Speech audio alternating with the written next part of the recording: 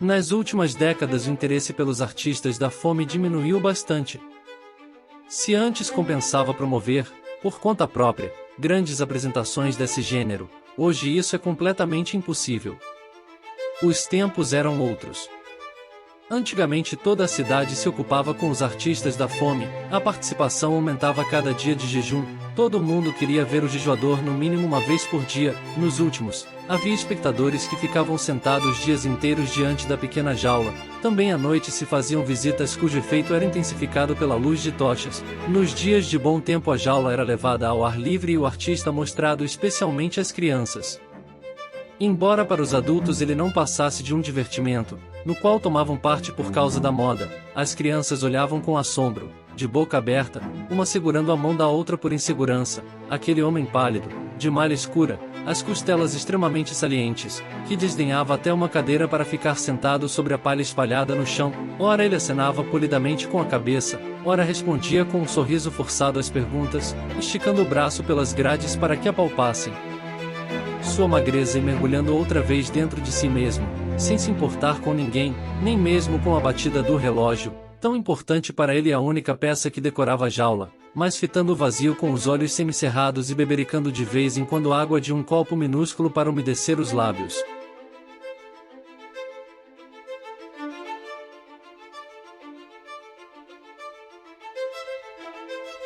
Mas no fundo o jejuador também não deixou de perceber as condições reais e considerou natural que ele não fosse colocado com sua jaula, como número de destaque, no centro do picadeiro, mas sim fora, num lugar aliás bastante acessível, situado perto dos estábulos.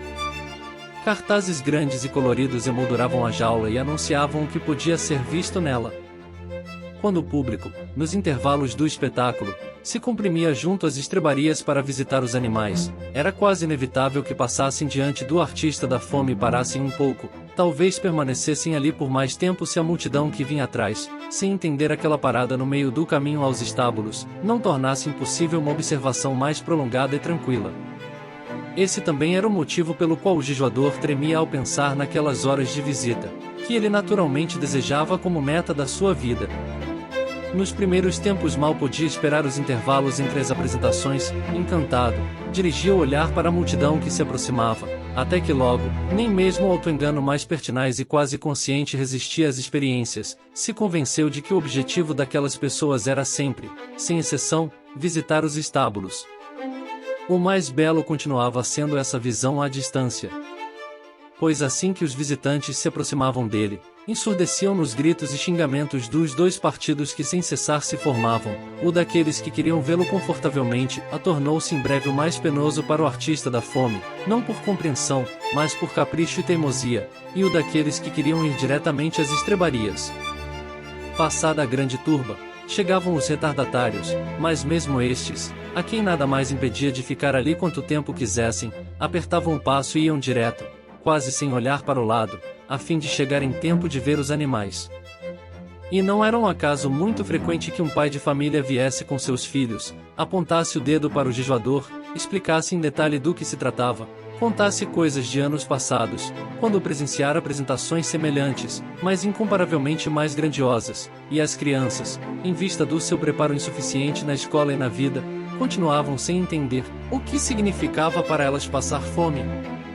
Mas traíam no brilho dos seus olhos perscrutadores algo dos novos tempos vindouros e mais clementes. Talvez, dizia às vezes o jejuador a si mesmo, tudo melhorasse um pouco, se o local da sua exibição não estivesse tão perto dos estábulos. Então a escolha seria mais fácil para as pessoas, sem falar que as exalações das estrebarias, a inquietação dos animais à noite, o transporte dos pedaços de carne crua para as feras, os rugidos durante a alimentação o feriam e deprimiam constantemente.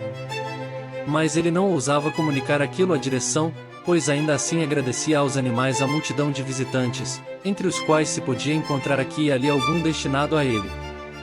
Como saber em que lugar o esconderiam se ele quisesse lembrar aos outros sua existência e com isso, pensando bem, que era apenas um obstáculo no caminho aos estábulos?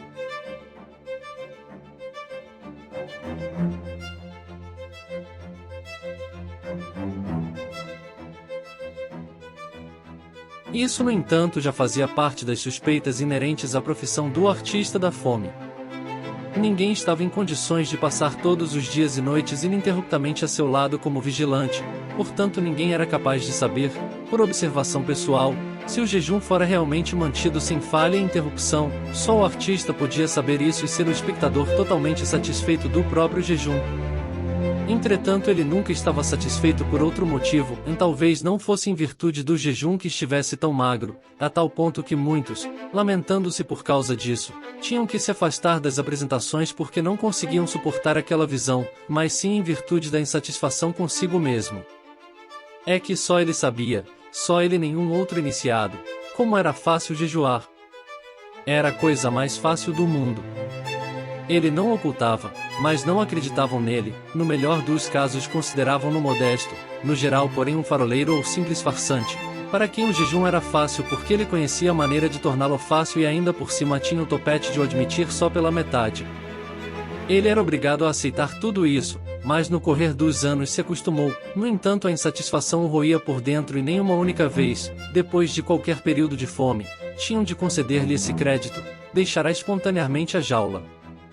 O empresário havia fixado em 40 dias o prazo máximo de jejum, acima disso ele nunca deixava jejuar nem nas grandes cidades do mundo, e isso por um bom motivo. A experiência mostrava que durante 40 dias era possível espicaçar o interesse de uma cidade através de uma propaganda ativada gradativamente, mas depois disso o público falhava e se podia verificar uma redução substancial da assistência. Naturalmente existiam neste ponto pequenas diferenças segundo as cidades e os países, mas como regra 40 dias eram o período máximo.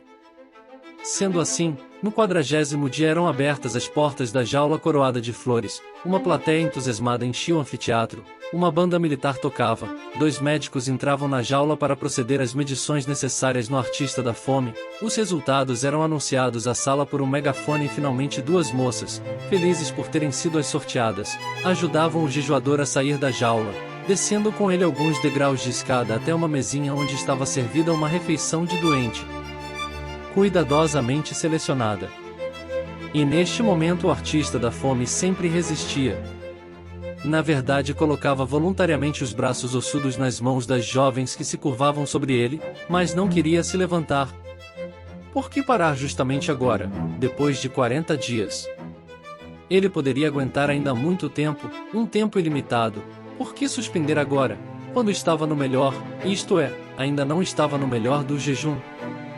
Por que queriam privá-lo da glória de continuar sem comer, de se tornar não só o maior jejuador de todos os tempos, coisa que provavelmente já era, mas também de superar a si mesmo até o inconcebível, uma vez que não sentia limites para sua capacidade de passar fome? Por que essa multidão, que fingia admirá-lo tanto, tinha tão pouca paciência com ele? Se ele aguentava continuar jejuando, por que ela não suportava isso? Além do mais, ele estava cansado, bem assentado sobre a palha e devia endireitar o corpo todo e caminhar até a comida, e só de pensar nela sentia náuseas, cuja exteriorização porém ele reprimia a custo só em consideração às damas. E erguia a vista para os olhos das moças na aparência tão amáveis, mas na verdade tão cruéis, e balançava a cabeça excessivamente pesada sobre o pescoço fraco. Mas então acontecia o mesmo de sempre. O empresário chegava e sem dizer uma palavra, a música tornava qualquer discurso impossível, levantava os braços sobre o artista da fome, como se convidasse o céu a contemplar sua obra sobre a palha, este mártir digno de compaixão, que o artista da fome de fato era, mas num sentido muito diferente, agarrava-o pela cintura delgada, com um cuidado exagerado, como se quisesse fazer acreditar que tinha de lidar aqui com uma coisa muito quebradiça e não sem sacudi-lo um pouco às escondidas, de tal forma que o artista da fome balançava descontrolado de um lado para outro com as pernas e o tronco, entregava às jovens que nesse ínterim tinham ficado mortalmente pálidas. Aí então o jejuador tolerava tudo, e a cabeça caía sobre o peito, como se tivesse rolado para lá e ficasse ali sem explicação. O corpo estava esvaziado, as pernas, para se sustentarem, apertavam-se uma contra a outra na altura dos joelhos, raspando o chão como se ele não fosse o verdadeiro, elas ainda procuravam, e o peso inteiro do corpo, embora bem pequeno, recaía sobre uma das damas que, buscando ajuda, com o fôlego entrecortado, não tinha imaginado desse jeito a missão honorífica. Esticava o mais que podia o pescoço para livrar pelo menos o rosto do contato com o artista da fome. Mas depois, Como não o conseguisse a companheira, mais feliz que ela, não ia em seu socorro, contentando-se em transportar, trêmula, a mão do jejuador, esse pequeno feixe de ossos, sob o riso deliciado da sala, rompia no choro e precisava ser substituída por um criado havia muito tempo preparado para isso. Em seguida vinha a refeição, na qual o empresário fazia o artista da fome engolir alguma coisa durante um semissono de desmaio em meio a uma conversa divertida que devia desviar a atenção do estado do artista. Depois era erguido um brinde ao público, supostamente soprado pelo jejuador ao empresário. A orquestra reforçava tudo com uma grande fanfarra. As pessoas se dispersavam e ninguém tinha o direito de ficar insatisfeito com o acontecimento, ninguém a não ser o artista da fome, só ele. Sempre.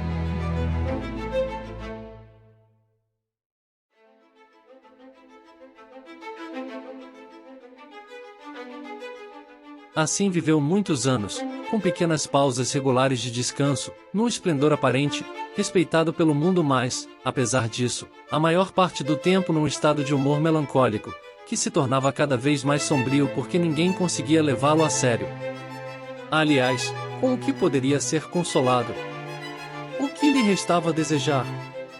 E se alguma vez uma pessoa bem-intencionada se compadecia dele e queria explicar que sua tristeza provavelmente vinha da fome, podia acontecer, em especial no estágio avançado do jejum, que respondesse com um acesso de fúria e começasse a sacudir as grades como um animal, para susto de todos. Mas para esses estados o empresário dispunha de um castigo que gostava de aplicar.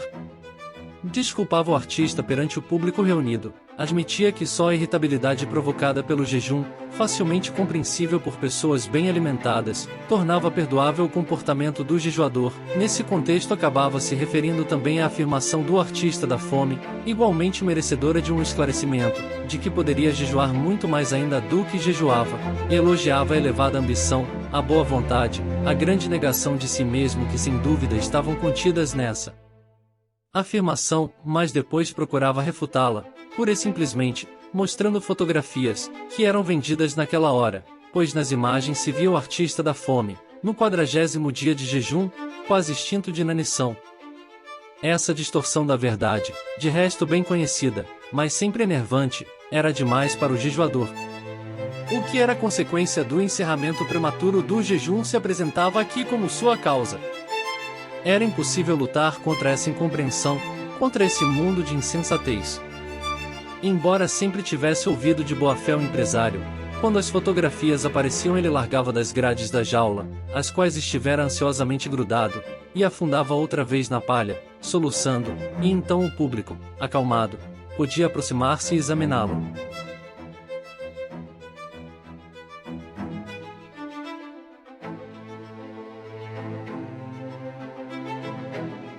Quando as testemunhas se recordavam dessas cenas, alguns anos mais tarde, muitas vezes não compreendiam a si mesmas. Pois nesse meio tempo interveio a virada já referida, e isso aconteceu quase de repente, devia haver motivos mais profundos, mas quem iria se preocupar em descobri-los? Seja como for, o mimado artista da fome se viu um dia abandonado pela multidão ávida de diversão que preferia afluir a outros espetáculos. O empresário percorreu novamente com ele meia Europa para ver se aqui e ali não se reencontrava o antigo interesse, tudo inútil, como se fosse por um acordo secreto. Em toda parte havia se estabelecido uma repulsa contra o espetáculo da fome. É evidente que na realidade isso não poderia ter sucedido de repente, recordava-se agora, com atraso, de muitos presságios que na época da embriaguez do triunfo não tinham sido suficientemente respeitados, nem suficientemente reprimidos, mas agora já era tarde demais para fazer alguma coisa. Certamente os bons tempos do jejum um dia também voltariam, mas para os que viviam naquela época isso não era um consolo. O que o artista da fome podia então fazer? Quem tinha sido aclamado por milhares de pessoas não podia exibir-se em barracas nas pequenas feiras, e para adotar outra profissão o artista estava não só muito velho, mas sobretudo entregue com demasiado fanatismo ao jejum. Sendo assim, demitiu o empresário, companheiro de uma carreira incomparável, e se empregou num grande circo, para poupar a própria suscetibilidade, nem olhou as condições do contrato.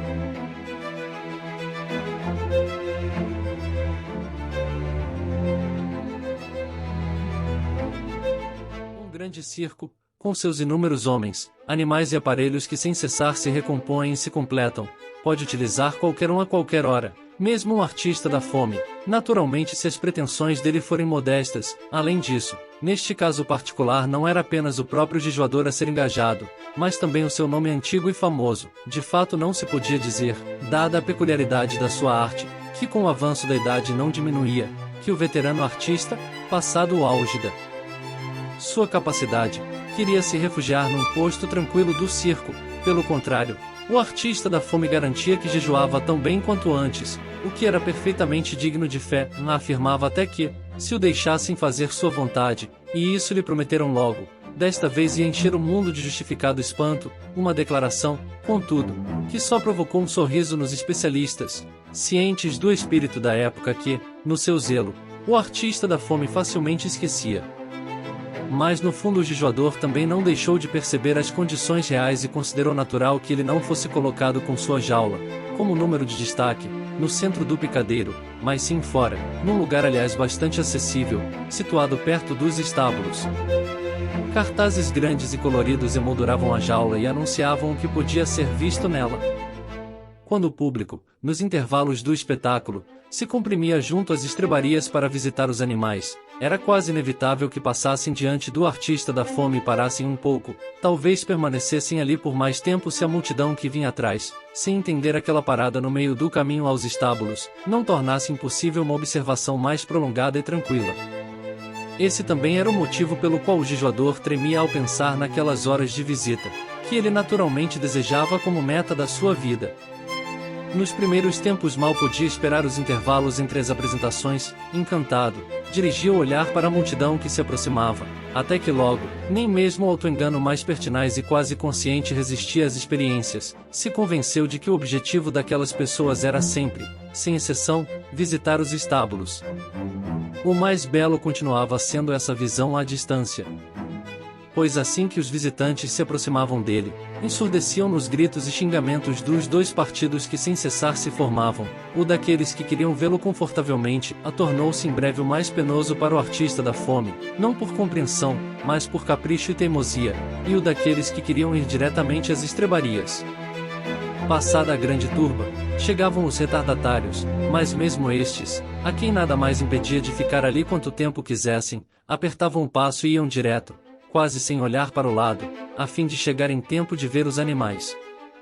E não era um acaso muito frequente que um pai de família viesse com seus filhos, apontasse o dedo para o jejuador, explicasse em detalhe do que se tratava, contasse coisas de anos passados, quando presenciara apresentações semelhantes, mas incomparavelmente mais grandiosas, e as crianças, em vista do seu preparo insuficiente na escola e na vida, continuavam sem entender o que significava para elas passar fome. Mas traíam no brilho dos seus olhos perscrutadores algo dos novos tempos vindouros e mais clementes. Talvez, dizia às vezes o jejuador a si mesmo, tudo melhorasse um pouco, se o local da sua exibição não estivesse tão perto dos estábulos. Então a escolha seria mais fácil para as pessoas, sem falar que as exalações das estrebarias, a inquietação dos animais à noite, o transporte dos pedaços de carne crua para as feras, os rugidos durante a alimentação o feriam e deprimiam constantemente. Mas ele não ousava comunicar aquilo à direção, pois ainda assim agradecia aos animais a multidão de visitantes, entre os quais se podia encontrar aqui e ali algum destinado a ele. Como saber em que lugar o esconderiam se ele quisesse lembrar aos outros sua existência e com isso, pensando bem, que era apenas um obstáculo no caminho aos estábulos?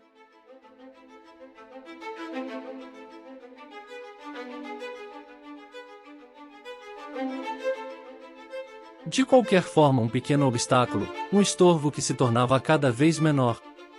As pessoas acostumavam-se à estranheza de se querer chamar a atenção para um artista da fome nos tempos atuais e esse hábito lavrava a sentença contra ele. O jejuador podia jejuar tão bem quanto quisesse, e ele o fazia, mas nada mais podia salvá-lo, passavam reto por ele. Tente explicar a alguém a arte do jejum. Não se pode explicá-la para quem não a sente. Os belos cartazes ficaram sujos e ilegíveis, foram arrancados, não ocorreu a ninguém substituí-los. A pequena tabela com o número dos dias de jejum, que nos primeiros tempos era cuidadosamente renovada, continuava a mesma há muito tempo, pois após as primeiras semanas os próprios funcionários não quiseram mais se dar nem a este pequeno trabalho. Assim o artista da fome continuou jejuando como um dia sonhara, e isso não representava nenhum grande esforço para ele, tal como havia previsto. Mas ninguém contava os dias, ninguém, nem mesmo o jejuador conhecia a extensão do seu desempenho, e seu coração ficou pesado. E quando certa vez, nesse tempo, um ocioso se deteve diante da jaula, escarneceu da velha cifra na tabela e falou de embuste. Essa foi, à sua maneira, a mais estúpida mentira que a indiferença e a maldade nata puderam inventar, já que não era o artista da fome quem cometia a fraude, ele trabalhava honestamente, mas sim o mundo que o fraudava dos seus méritos.